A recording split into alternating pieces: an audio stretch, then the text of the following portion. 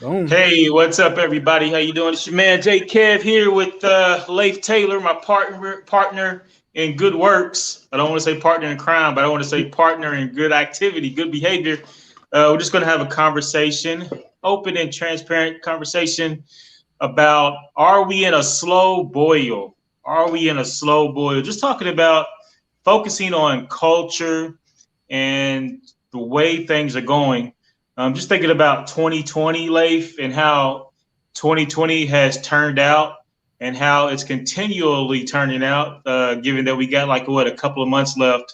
Just thinking Oh about yeah. it, Leif, and I was going through your page, your timeline, and you had a post talking about are we that we feel like we're in a slow boil. And then, just before we came on, we just had a little prepping conversation about what you meant by that, and just talking about how it seems like, I think it's real. I think everybody is sensing it, everybody is feeling it, that right now we are at a crucial point in which our culture being the way that we have previously went about our lives and how things were, we are in a shift and we are slowly being brought to a boiling point, I think, that will uh, push us over the edge, tip us over the edge into totally shifting as far as a paradigm, a way of living, just as far as some of the things that used to be incorporated into our culture as far as how we do things and how we live. It seems like we're all waiting on that point in which we reach the climax and we actually go over the edge and cross over, so to speak, into the next age of living, the new order of things. And I'm using those phrases real specifically and on purpose. The new order of things. Just thinking about Leif, I've been watching the World Economic Forum and just thinking about Of the Great course. Reset. Yeah, of course, I Yeah. can't help it.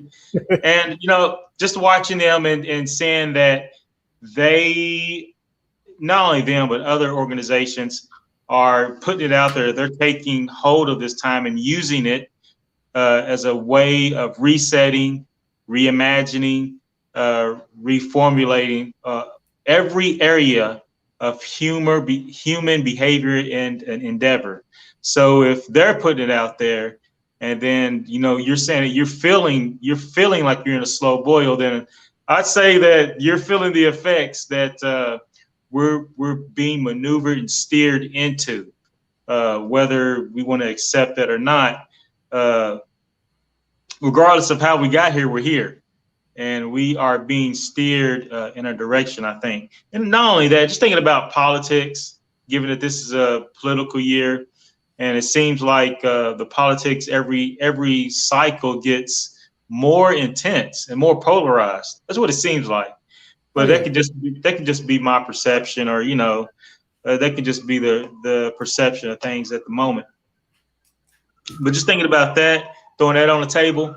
And when we were talking, I was thinking about the documentary, The Social Dilemma, that we talked about a while back, and how that is a great example of how social engineers are shifting and manipulating and managing our perceptions about things and maneuvering us in certain directions.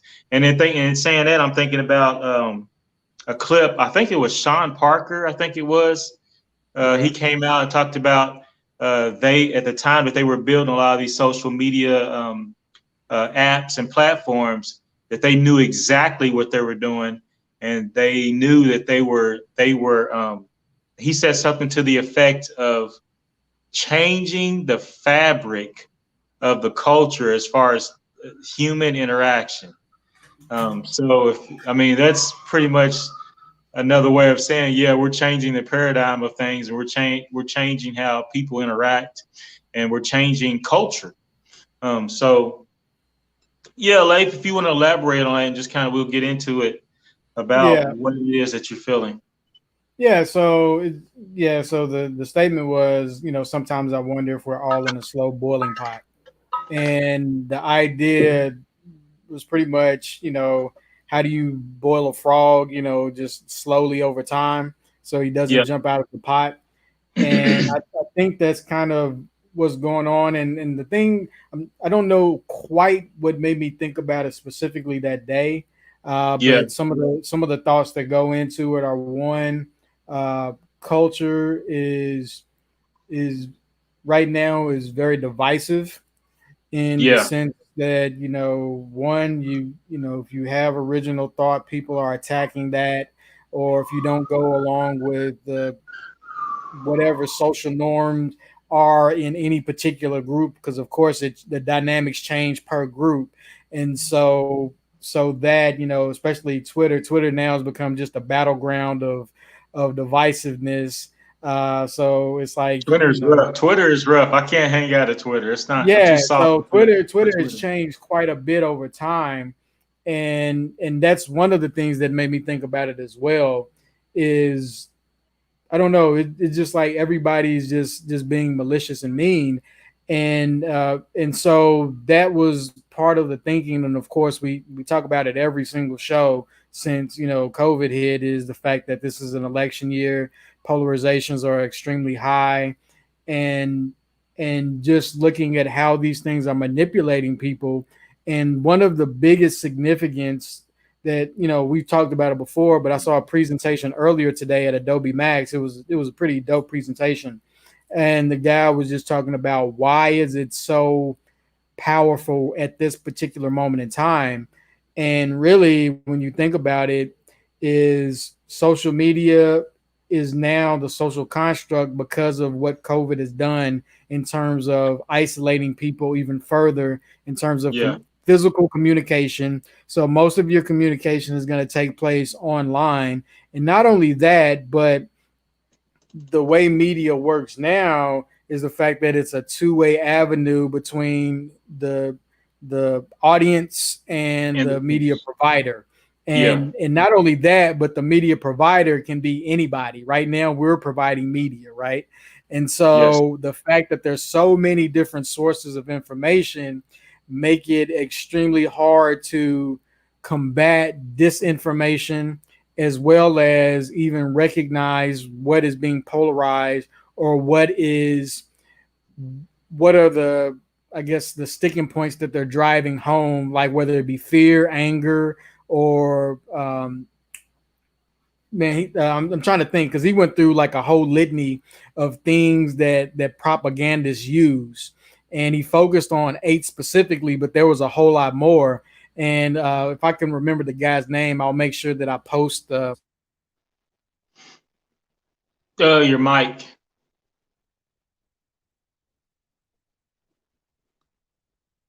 Your mic. Your mic is still dead. There you Yeah, go. look, I'm good. Yes, sorry about that.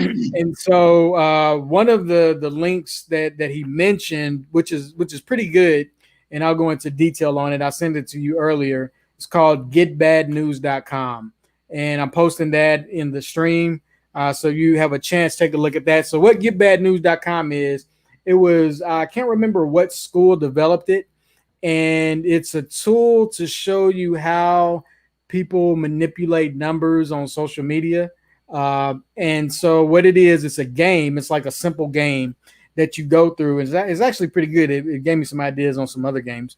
But anyway, if you go through it, it's basically a strategy to where you figure out how you're going to drive news. And it really just goes down. You're going to play the part of somebody that's providing bad or misinformation.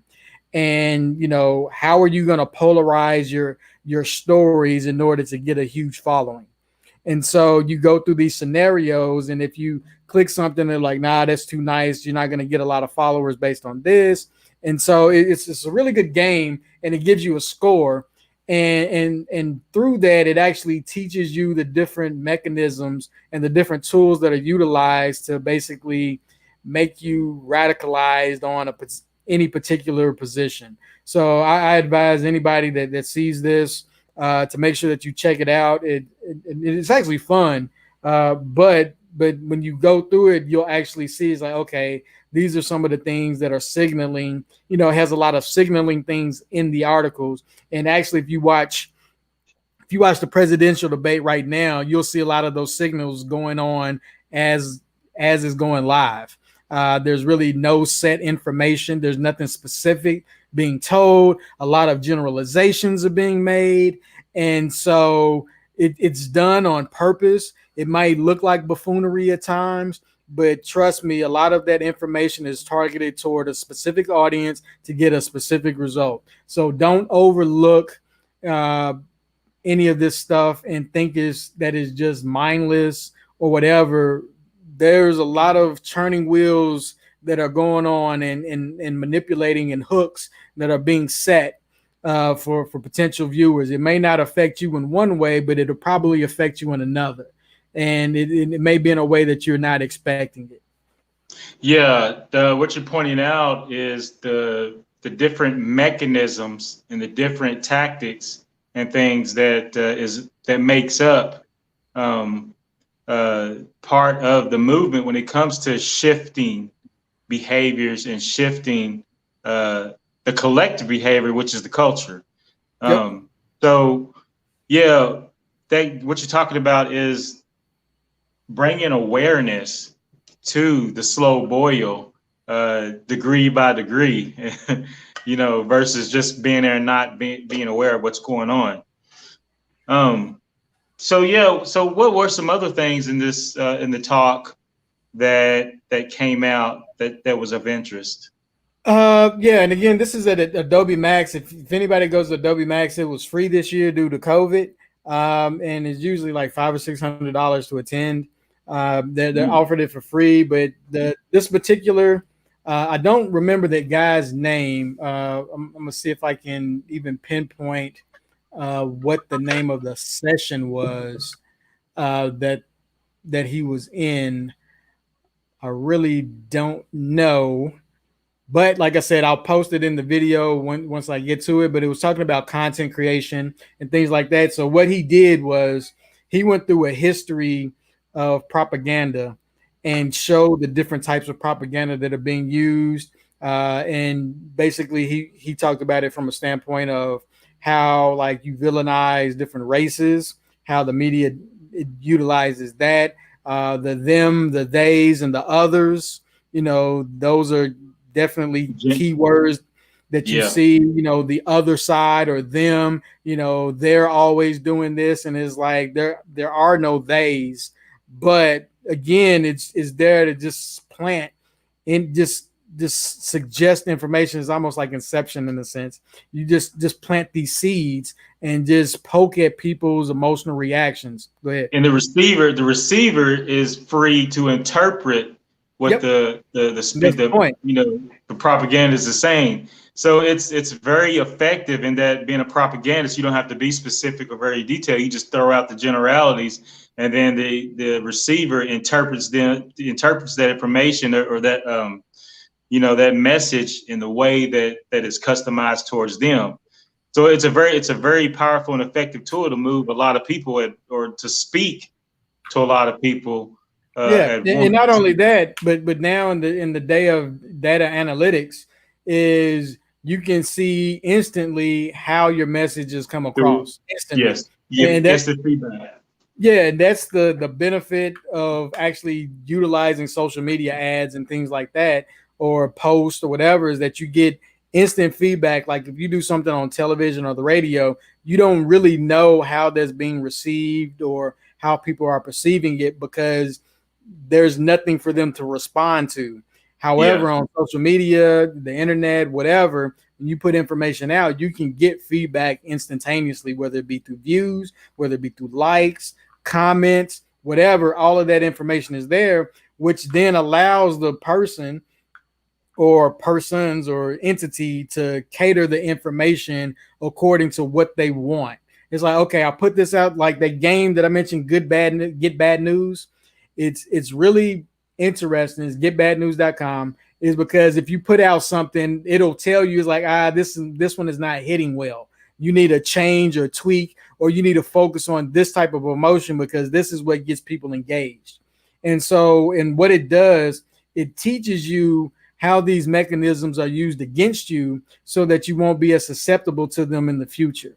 And one of the things that was going on in the talk that you and I talked about behind the scenes was the fact that it's futile to argue against somebody that has received a certain information.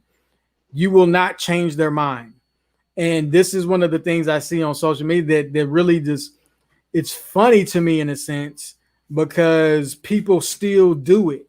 They're like, oh, I'm going in. And it's like, you're not going to change anything. You may be able to get, vent, but that's all you're going to be doing is venting. And so what the guy was talking about, as he was, outlining how this propaganda is put out in the public and how it's consumed, is that don't focus on basically correcting misinformation. Focus on getting people ready so they can identify when the misinformation comes. Does that make sense? So Yeah.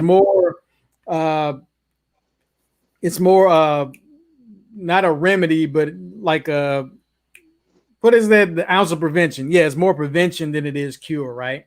So if you get people on the preventative end of this misinformation, then you can stop a lot of the battles that are going on online, because again, most of the arguments we have aren't even against people. They're against robots, fake accounts, and the game actually outlines how that works as well. So it's a pretty intuitive game, and I advise everybody to really check it out.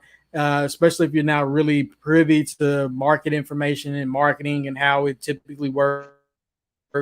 It goes through and it actually breaks down what it's doing, the name for it, and it's in a game form. So it's not like you feel like you're learning, but even though you actually are. You're all learning. Yeah. So it's giving you a tool to help you critique and vet information versus just receiving it unfiltered. Man, it's funny you said that about the robots and arguing against that. People arguing against robots and stuff. I was listening to somebody and they said, yeah, a lot of stuff now is just algorithms and robots that you're interacting with and you're arguing with. It's like, how do you know?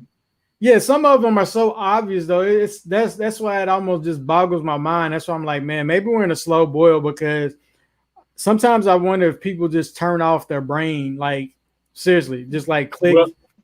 Well, that's the thing about the documentary Social Dilemma, and then I'm going back to a statement that I heard Sean Parker say, is that literally our brain is being rewired to interact with and to accept the world that we're being, slow boiled into.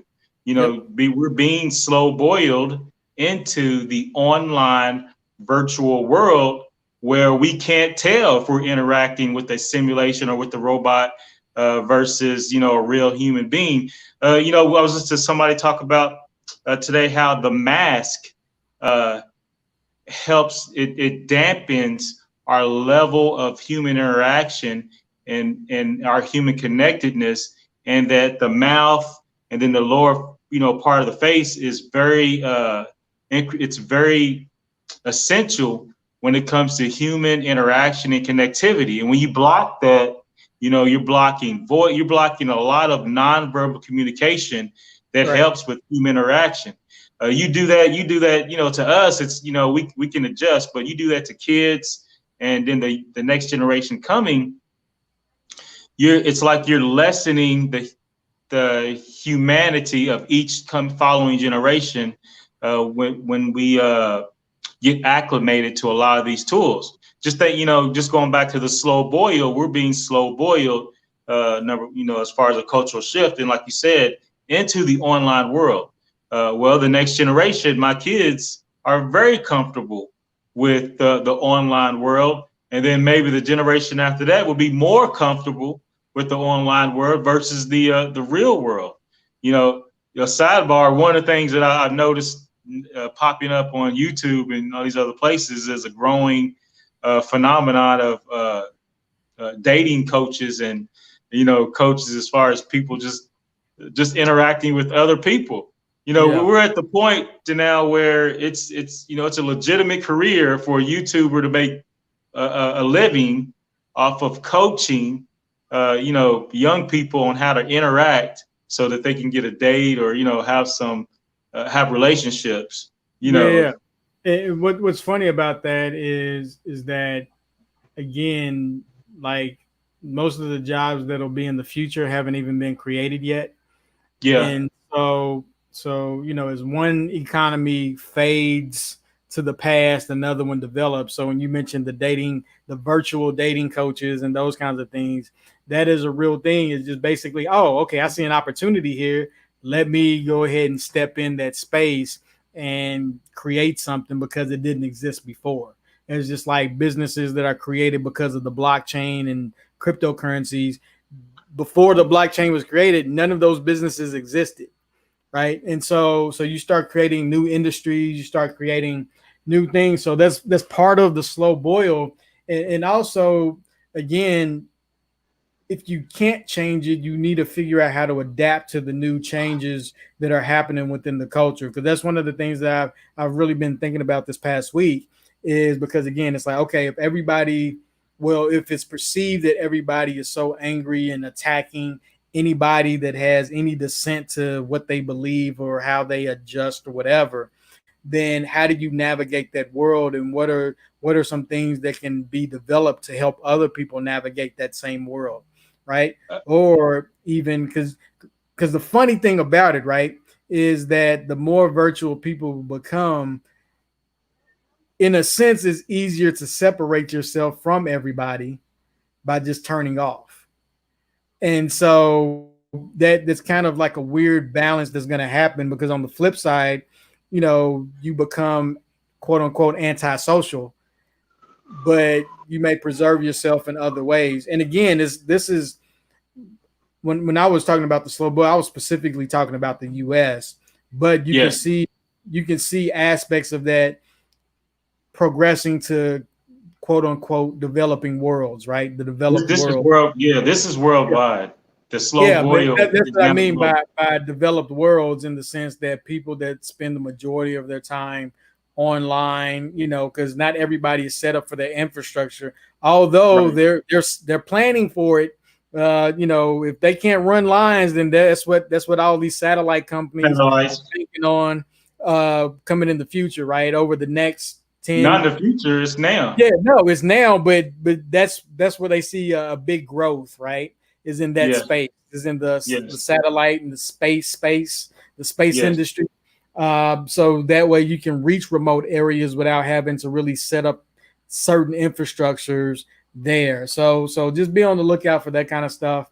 Yeah, let Um, me comment on that. yeah, Yeah, yeah, I've been keeping an eye on that and how a lot of these, like you said, quote unquote, third world or developing nations, they're doing what they say they're doing, what they call leapfrogging over us, as far as leapfrogging what we have as far as our current infrastructure, and have leapfrog into the next generation of infrastructure, like you said, with satellites and with blips and yeah. with other sources of avenues and technology when it comes to infrastructure, in order for them to be brought on into the virtual or the online world.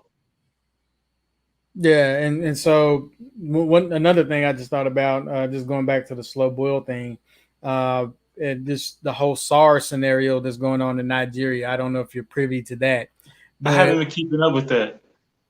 yeah. So basically, what SARS is, it's let me just look it up. There's no point in me guessing. We have technology, right?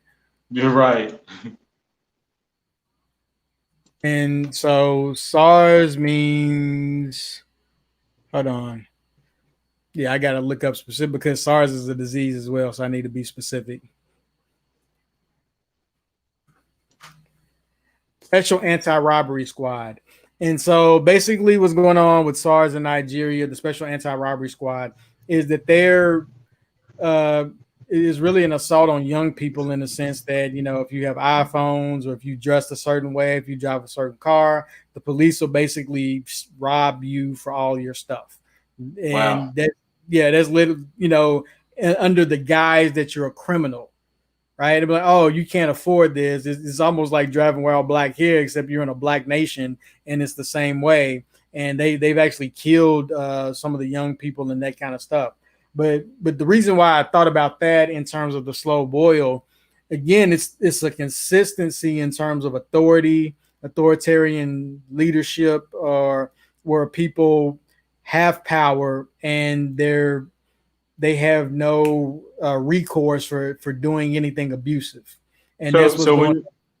So you're saying a slow boil of tyranny? Yeah, it's a lot of different stuff, right? It's a slow boil in a variety of different ways, because you see it, and not only that, but it's like not only the fact that it's happening, but the fact that it is being pumped. It's like, okay, what is constantly being pumped? And again, I know that what's going on, Miles. And again, I know that my timeline will vary from other people's timelines. And so you have to be aware of that also. And what's funny is I've noticed that YouTube, I know I'm jumping, but YouTube has changed their algorithm drastically. Like within the past all week. of them. Yeah. All of them. And this is within the past week, because what I've noticed is like I have like a set standard of things that I follow on YouTube, and they're all related to art, right? Like the majority of things I watch on YouTube, probably 90% of everything I watch on YouTube is art related. What I've noticed though, if I click on any video that is not related to art, my entire homepage changes. And I've noticed that this week specifically. So because I pay attention to that stuff, right? I'm like, why is all of this crap being, and it's like, oh, because I clicked on this video. Or if I click on a link that has a video attached to it on a product that I've looked at, then all of it will just, my timeline will be flooded with that. And so what I've noticed is that it's overtaking my main viewership. It's overtaking that to where I have to now search for the stuff that I want to see. And so be careful with that. So instead of now where it's catered towards you, it's really almost feeding you to change your habits as well. Yes. Yeah. Yeah. Now, what was you saying about the SARS? Okay, so going back to SARS, I'm sorry, but I was just thinking about how this stuff, it relates to my particular timeline and to particular things. But anyway, SARS, yeah. So, but SARS, again, going back to how this relates to the slow boil, and I see the fact that, okay, this idea of brutality not having a recourse to it, there's no penalty for it in terms of like the officers, right? So the officers in Nigeria that have, they basically dismantled SARS and just gave the same program a different name, and they've done this for years. So if it's just like the Breonna Taylor thing, right, where the cop can leave that place and go to another place and get the same job. And so this is happening in Nigeria. I know it's happening in other places as well, but I'm seeing that, okay, this is not just an isolated incident that's here. And I've heard about the same thing in other countries from people that I know from other countries. It's like, hey, you either bribe the cops or something to get them to leave you alone. And so you see how authority is basically going unpunished. And so you see a uptick in that, a rise in that. Yeah, and also just how it goes back to the slow boil thing. I don't even know if it's a rise in it, but I'm wondering if it's a conditional thing, right? I see a rise. I see a rise in it. Yeah, I don't know if it's a rise because this stuff has been around since I've been a kid. Since before I was a kid, I lived in different neighborhoods and seeing all this stuff. But in one of the ways that I think about it is, are we being conditioned for authoritarian leadership as well? Right? You see protests against it, but it's not changing anything. So on the one hand, it almost conditions you to accept it as well. So yeah, and like you said, it's just not only in the US, it is global, it's worldwide. And at the top of my head right now, I'm thinking about, I don't know if you've been keeping up with Australia and what's going on down there, as far as, like you said, the police and the authorities pressing down hard on the population under the guise or under the cover of with the pandemic. Yeah. I don't know. Yep. So, I understand, that we're in quote unquote a pandemic. But if you've been keeping up with worldwide, events, it's just not only the U.S. It's been happening all over the place. Like France, I want to say in Germany, in other places, there, Britain. There's been pushback as far as the response to the pandemic, and then like you said, then you get the authorities coming in, pressing down. So, personally, just from what I've been seeing, I see a rise in authoritarianism, and like you said, it's almost like we're being prepped to accept it, and Yep. that you can only protest. You can only protest for so long. You can only sustain and maintain that for so long if you don't have any other strategies or any other plans, or if you don't have anything else. Because here's the irony of it, right? Is the people that you're protesting and going against are steadily getting paid. Yeah. Whereas while you're protesting and going against them, you're not. So Some it's of the protesters are getting paid though. Yeah, but the majority of people are not. It's only 1% of the people that do that make money, or probably even less than that. And so she said, so do you believe it's ushering in a new world order? The order is always changing. So I believe that all of this stuff is definitely a change in global economics. Well, yes, this is ushering. This is what I was going to ask you, where do you think the slow boil is leading us to? And yes, it's leading us. We're saying it. All of it, yeah, all of it, authoritarianism. Because here's what's funny: the irony, right? And I'll bring it back to the U.S. The irony is that, when I see, the right wing groups that are trying to uphold law and order, right? And then they go to some of these things. So you got your left wing extremists and you got your right wing extremists, and everybody that gathers guns to go do their American duty, whatever that is, right? And so the thing that I find funny is with a lot of these right-wing groups that have done this is that they're the ones that are typically anti-government, but yet you have them gathering arms to go help the government, which is really funny to me. And so when you start thinking that way. What do you say? I don't see it that way. I see that a lot of. No, I do. Because I see a lot of right wingers, like you said, they believe in law and order and government. No, they believe in small government. No, their core ideology. There's a wide spectrum, of belief amongst them. Now, they believe in government and they believe in law and order. Now, the size of it, that's up for debate on whoever you're talking to, as far as how big they want it to be, or how all encompassing, somebody might want it to be. But when it comes to right wingers, the base or the core of what their foundation of their belief is supposed to be the Constitution, right? And everything, they're supposed to be the foundation of their philosophical beliefs and what they stand on. Okay. Yeah. Yeah. So I was just, So, but even with that though, like I said, I don't know.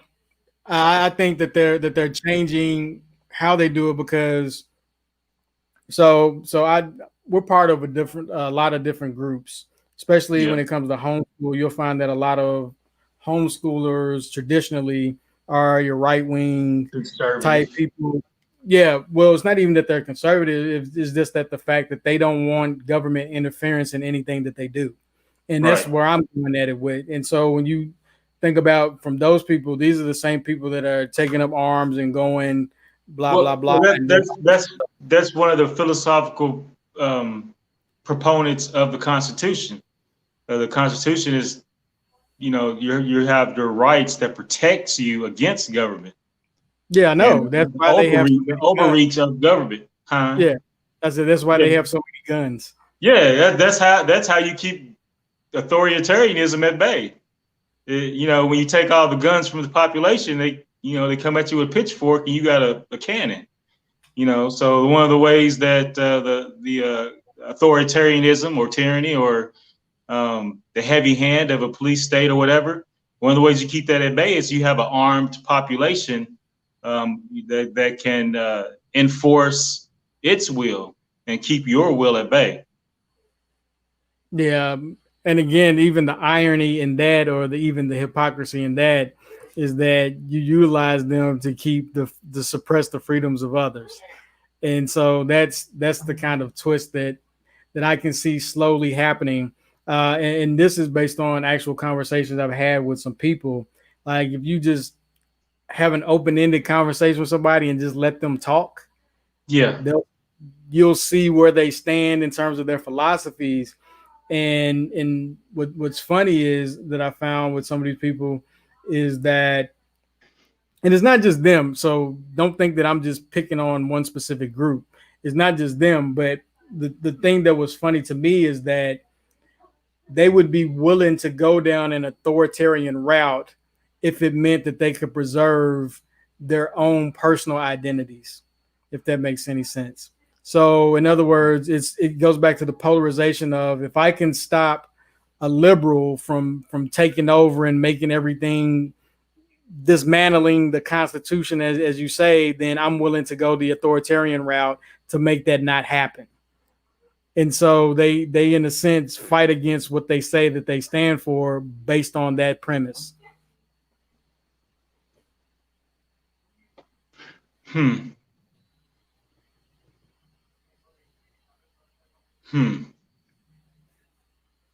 got nothing.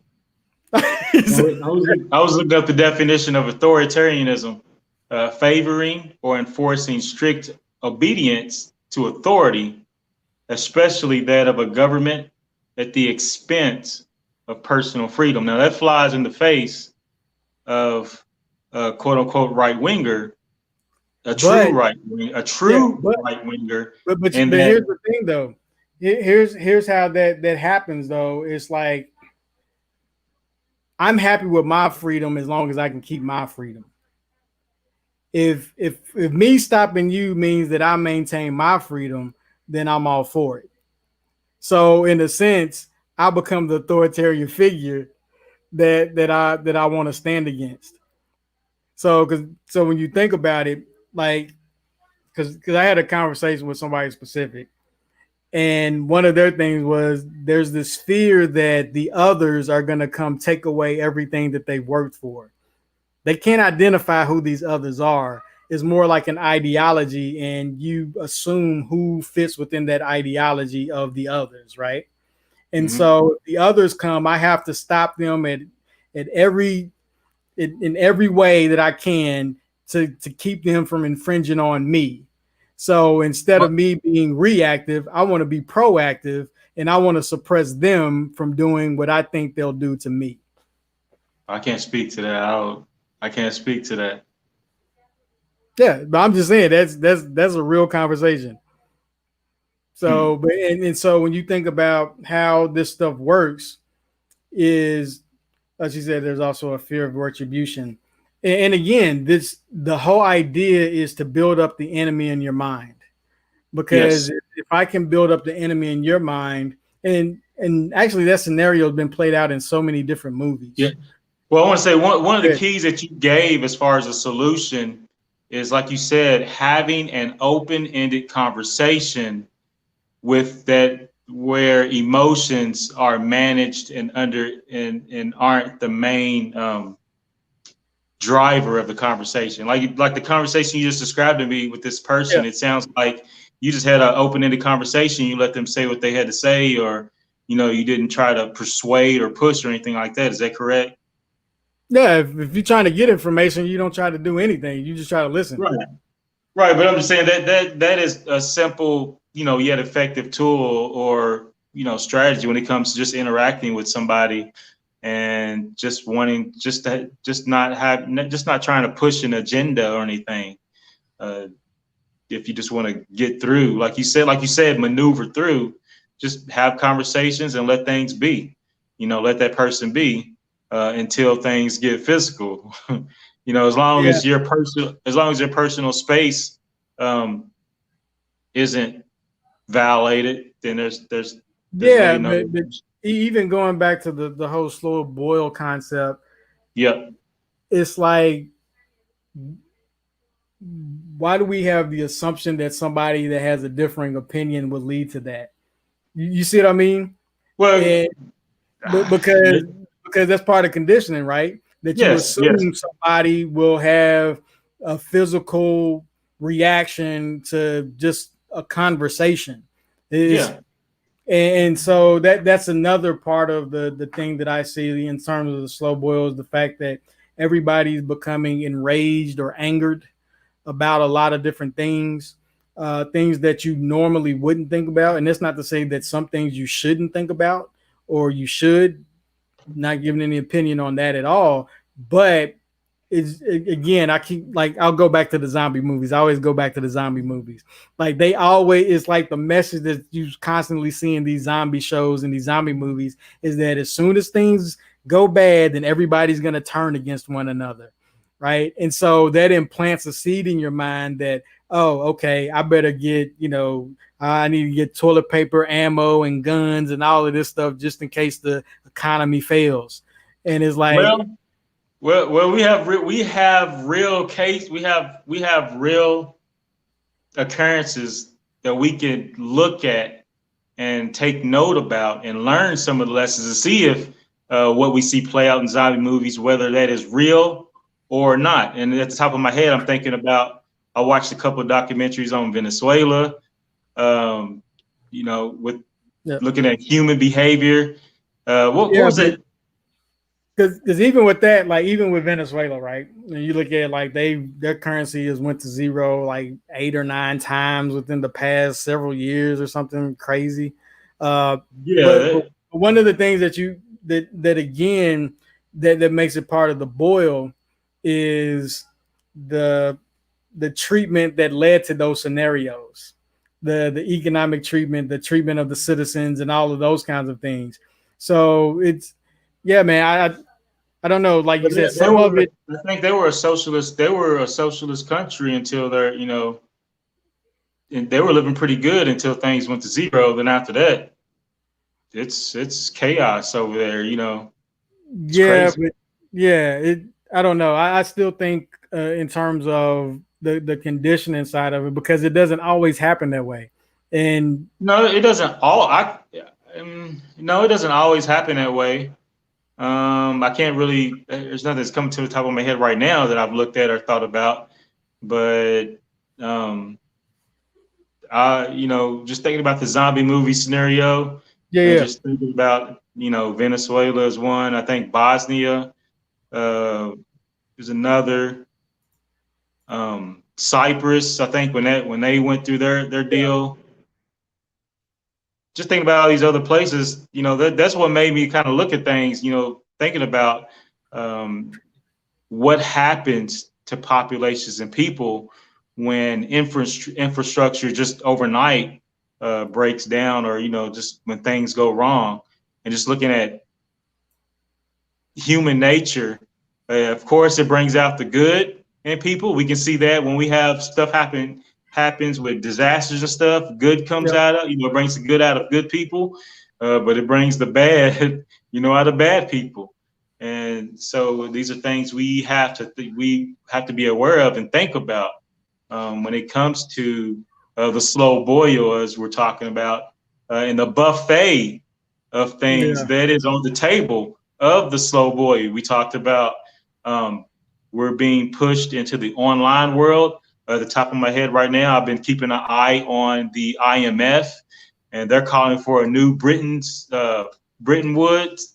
They're calling for a new resetting and new restructuring of our the world economy. I'm thinking about what else I'm thinking about? You know, you're talking about human interaction and how we're becoming more polarized and more entrenched in our emotions. You know, things that in polarized in our strong emotions like anger, fear, bitterness, hatred. These are very strong and powerful. You know, we have like hundreds of different emotions, but many of us I can only name a few. Yeah. And, Yep. yeah. Somebody I didn't realize and those are the key ones, right? Those are the key ones ones. that they, FOMO, just fear, anger, hostility. Let's see, what were some of the other ones? I can't think of it. Play the game, the game that I mentioned, Get Bad News Now, or Get Bad News. I made up the name. GetBadNews.com. Check it out, and it'll go through everything that Kevin's talking about. Anyway, go ahead. Yeah. Then we're talking about the slow burn or slow boil when it comes to an increase in authoritarianism. I'm thinking about Australia, thinking about New Zealand. I'm thinking about Great Britain. I'm just throwing out some things so people just don't, give some data points on where I'm getting some of these, what I'm thinking about when I'm talking. What was you gonna say? What was I going to say? I don't know. I forgot. I was going to say something that related to what you were talking about. I don't know. Keep going Let's segue. Let's shift. So we threw out. I know what I was going to say. Okay, yeah, I know what I was going to say. This is another good reason for journaling, is to gauge your emotional state. Because a lot of times, we talk about a slow boil. If you journal it, then you'll be able to see over time how your thoughts have changed. And then that gives you an actionable item to see why they've changed, to really go back and think about, okay, what was I thinking about on this specific day? Why did it change from this to this? Because again, it's the slow degrees, right? If you just change the degree about 2 to 3 degrees, over time it becomes a big chasm.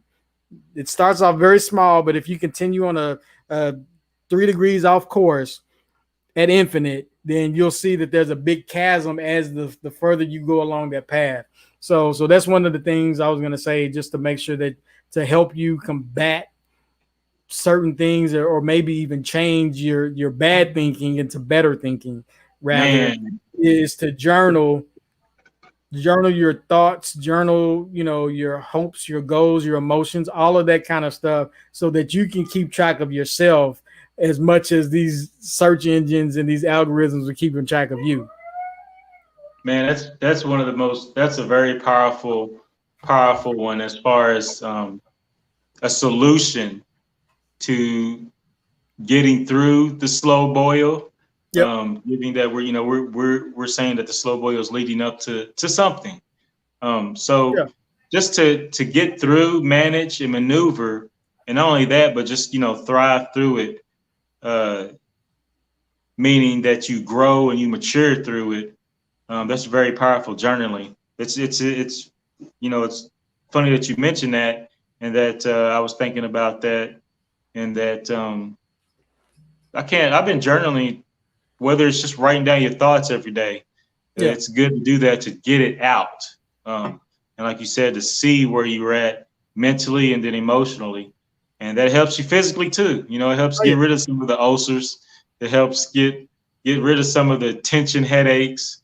It helps get rid of some of the stress. Yeah. So just getting it out there and expressing it, and not holding it in. That is very important. Yeah, and also, go ahead. I'm sorry. It helps put you in a state of calm and contentment, not necessarily happiness, but contentment and calmness, that helps you maintain a level of peace, no matter what.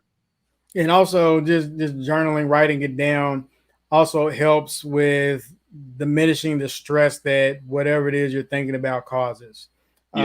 Just being able to write it down, psychologically, what that does is, I don't understand the psychology of it, but like writing down your fears and those kinds of things helps diminish the amount of fear that you have around that particular subject just by getting it out there and putting it on paper. Yeah. Some of the low grade person. Yeah, it definitely helps with that. Also, some other things that helps, is good food, good company, and a good connection to the Most High. Yeah, I agree. Yeah, I don't disagree. Yeah, so again, just like she said, switch it up. She said promote kindness, empathy, and positive actions, and that's really at the end of the day what it all comes back uh, to combat against whatever it is somebody's trying to manipulate you to do or to be is really just one, just coming back to the core of who you are, or the core of your calling, your purpose, and those kinds of things, which journaling definitely helps. Journaling, meditation, affirmations, all of those kinds of things help. But not only that, do something for somebody else, right? You have a family, then most of your time is dedicated to doing something for your family. But take the time out to really make connections. And again, I've said this plenty of times, but I've made more connections during this time than I probably made in a year and some other time, because I proactively reach out to people. I proactively make sure that I have conversations with people, and I stay the same. I don't switch it up. I don't become a leech or whatever. Right. And I try to be consistently me.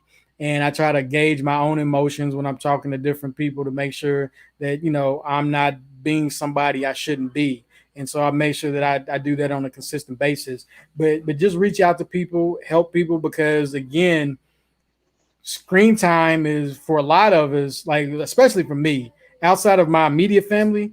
The only time I see Kevin right now has been on the screen. I don't know the last time I physically has seen Kevin, and he lives probably 15, 20 minutes away from me. I'm actually a robot. I'm not really here. It's a deep fake. Exactly. Eventually, if I could do that, then boy, I'd have 1,000 shows. But but just make sure that you have real authentic connection with people as much as possible. I understand COVID, it keeps a distance away from people, but even being able to chat with somebody on the screen. Anytime I have a meeting with somebody, I make sure that it's kind of a face to face, because like as you said, you can't read emotions through this sometimes, but you can read all the different micro expressions and those kinds of things, and so that definitely helps. But again, just be nice to people. Treat people how you want to be treated. It's that simple. Just treat people fairly, treat people well, and you'll realize that a lot of the things that they're trying to polarize you against aren't really the things why people are doing some of the things that they do. And so once you start realizing that, like it'll take the emotion out of it, it'll take the frustration out of it, so you can have conversations with somebody else without fear of any physicality happening or anything like that. So yeah, that's all I got. Cool. That's all I got. Two shy guys in the mic just here having an open conversation about the slow boil. Is there a slow boil? At the conclusion of this conversation, Kev is saying, yeah, I think we're in a slow boil and we're going in a certain direction. We are going to a climactic point. But anyway, we just talked about some of the shifts that's happening, and we talked about some solutions and some strategies and some things that we can all incorporate in our life if we aren't doing it already, as far as just maintaining and maneuvering through some of the things that's going on. Good night, Mouse. Good night, Mouse. Also another solution, I just thought about it before we go off, diversify your network as well.